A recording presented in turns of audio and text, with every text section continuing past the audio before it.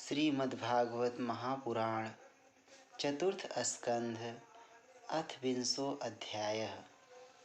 महाराज पृथु की यज्ञशाला में श्री विष्णु भगवान का प्रादुर्भाव। श्री मैत्रेय जी कहते हैं, विदुर जी, महाराज पृथु के 99 यज्ञों से यज्ञ भोक्ता यज्ञेश्वर भगवान विष्णु को भी बड़ा संतोष हुआ। उन्होंने इंद्र के सहित वहां उपस्थित होकर उनसे कहा। श्री भगवान ने कहा, राजन, इंद्र ने तुम्हारे 100 अश्वमेध पूरे करने के संकल्प में विघ्न डाला है। अब ये तुमसे क्षमा चाहते हैं, तुम इन्हें क्षमा कर दो। नरदेव, जो श्रेष्ठ मानव साधु और सद्बुद्धि संपन्न होते हैं, वे दूसरे जीवों से द्रोह नहीं करते, क्योंकि यह शरीर ही आत्मा नहीं है। यदि तुम जैसे लोग भी मेरे माया से मोहित हो जाएं, तो समझना चाहिए कि बहुत दिनों तक की हुई ज्ञानी जनों की सेवा से केवल श्रम ही हाथ लगा। ज्ञानवान पुरुष इस शरीर को अविद्या, वासना और कर्मों का ही पुतला समझकर इसमें आसक्त नहीं होता। इस प्रकार जो इस शरीर में ही आसक्त नहीं है, वह विवेकी पुरुष इससे उत्पन्न हुए घर, पुत्र और धन आदि में भी किस प्रकार ममता रख सकता है। यह आत्मा एक शुद्ध स्वयं प्रकाश, निर्गुण गुणों का आश्रय स्थान, सर्वव्यापक, आवरण शून्य, सबका साक्षी एवं अन्य आत्मा से रहित है, अतएव शरीर से भिन्न है। जो पुरुष इस देह स्थिति आत्मा को इस प्रकार शरीर से भिन्न जानता है, वह प्रकृति से संबंध रखते हुए भी उसके गुणों से लिप्त नहीं होता, क्योंकि उसकी स्थिति मुझ परमात्मा में रहती है।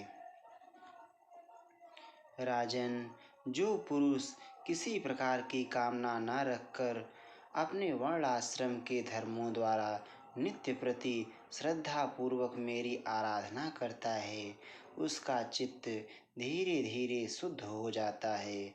चित्त शुद्ध होने पर उसका विषयों से संबंध नहीं रहता तथा उसे तत्व ज्ञान की प्राप्ति हो जाती है। फिर तो वह मेरी समता रूप स्थिति को प्राप्त हो जाता है। यही परम शांति, ब्रह्म अथवा कैवल्य है। जो पुरुष यह जानता है कि शरीर, ज्ञान, क्रिया और मन का साक्षी होने पर भी कूटस्थ आत्मा उनसे निर्लिप्त ही रहता है, वह कल्याणमय मोक्ष पद प्राप्त कर लेता है।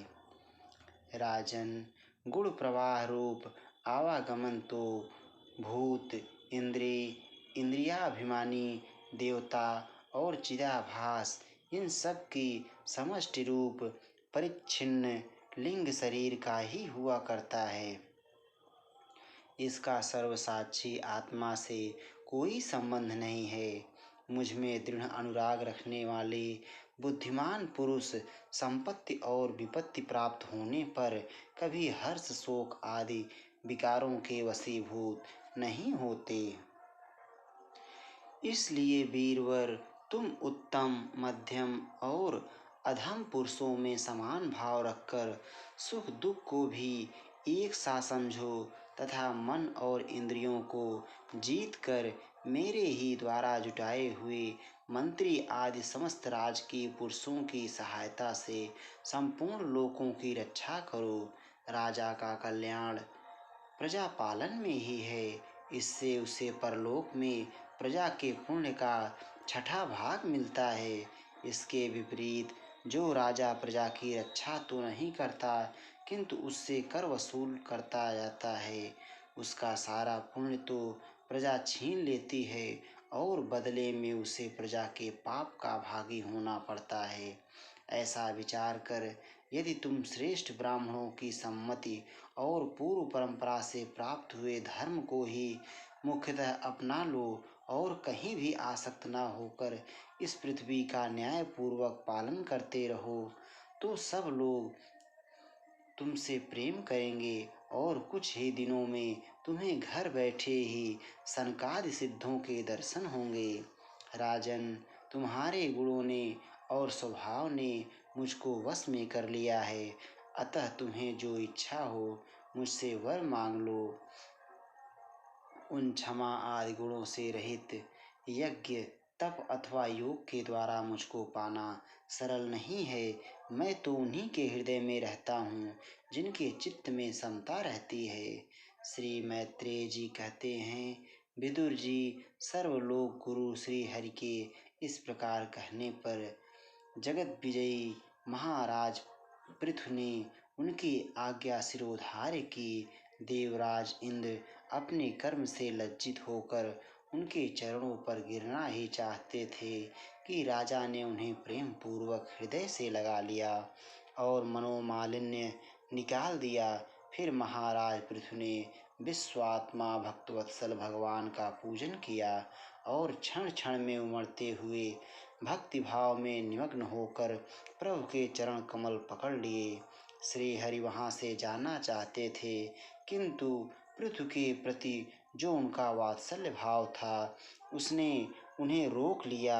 वे अपने कमल दल के समान नेत्रों से उनकी ओर देखते ही रह गए, वहाँ से जा ना सके। आदिराज महाराज पृथु भी नेत्रों में जल भर आने के कारण ना तो भगवान का दर्शन ही कर सके और ना तो कंठ गदगद हो जाने से कुछ बोल ही सके। उन्हें हृदय से आलिंगन कर पकड़े रहे और हाथ जोड़े ज्यों के त्यों खड़े रह गए। प्रभु अपने चरण कमलों से पृथ्वी को स्पर्श किए खड़े थे। उनका कराग्र भाग गरुण जी के ऊंचे कंधे पर रखा हुआ था। महाराज पृथु नेत्रों के आंसू पोंछकर अतृप्त दृष्टि से उनकी ओर देखते हुए इस प्रकार कहने लगे। महाराज पृथु बोले, मोक्ष प्रति प्रभो, आप वर देने वाले ब्रह्मा आदि देवताओं को भी वर देने में समर्थ हैं। कोई भी बुद्धिमान पुरुष आपसे देहाभिमानियों के भोगने योग्य विषयों को कैसे मांग सकता है। वे तो नारकीय जीवों को भी मिलते ही हैं, अतः मैं इन तुच्छ विषयों को आपसे नहीं मांगता। मुझे तो उस मोक्ष पद की भी इच्छा नहीं है जिसमें महापुरुषों के हृदय से उनके मुख द्वारा निकला हुआ आपके चरण कमलों का मकरंद नहीं है, जहाँ आपकी कीर्ति कथा सुनने का सुख नहीं मिलता। इसलिए मेरी तो यही प्रार्थना है कि आप मुझे 10,000 कान दे दीजिए, जिनसे मैं आपके लीला गुणों को सुनता ही रहूं। पुण्य कीर्ति प्रभु, आपके चरण कमल मकरंद रूपी अमृत कणों को लेकर महापुरुषों के मुख से जो वायु निकलती है उसी में इतनी शक्ति होती है कि वह तत्व को भूले हुए हम कुयोगियों को पुनः तत्व ज्ञान करा देती है। अतएव हमें दूसरे वरों की कोई आवश्यकता नहीं। उत्तम कीर्ति वाले प्रभु, सत्संग में आपके मंगलमय सुयश को दैववश एक बार भी सुन लेने पर कोई पशु बुद्धि पुरुष भले ही तृप्त हो जाए, गुणग्राही उसे कैसे छोड़ सकता है। सब प्रकार के पुरुषार्थों की सिद्धि के लिए स्वयं लक्ष्मी जी भी आपके सुयश को सुनना चाहती हैं।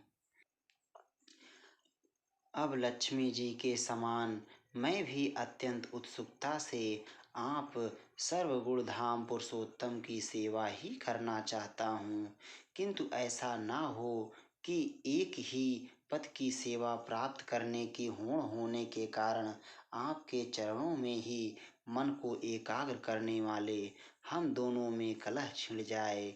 जगदीश्वर जगत जननी लक्ष्मी जी के हृदय में मेरे प्रति विरोध भाव होने की संभावना तो है ही, क्योंकि जिस आपके सेवा कार्य में उनका अनुराग है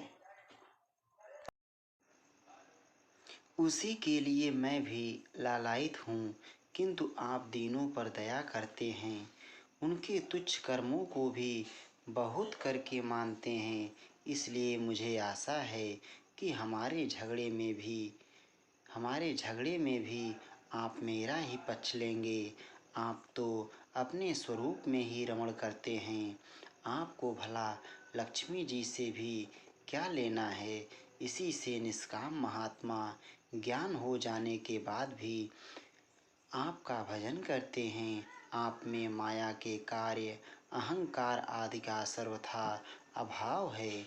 भगवन, मुझे तो आपके चरण कमलों का निरंतर चिंतन करने के सिवा सत्पुरुषों का कोई और प्रयोजन ही नहीं जान पड़ता। मैं भी बिना किसी इच्छा के आपका भजन करता हूँ। आपने जो मुझसे कहा कि वर मांग, सो आपकी इस वाणी को तो मैं संसार को मुंह में डालने वाली ही मानता हूँ। यही क्या, आपकी वेद रूपा वाणी ने भी जो जगत को बांध रखा है, यदि उस वेद वाणी रूप रस्सी से लोग बंधे ना होते तो वे मोह व सकाम कर्म क्यों करते।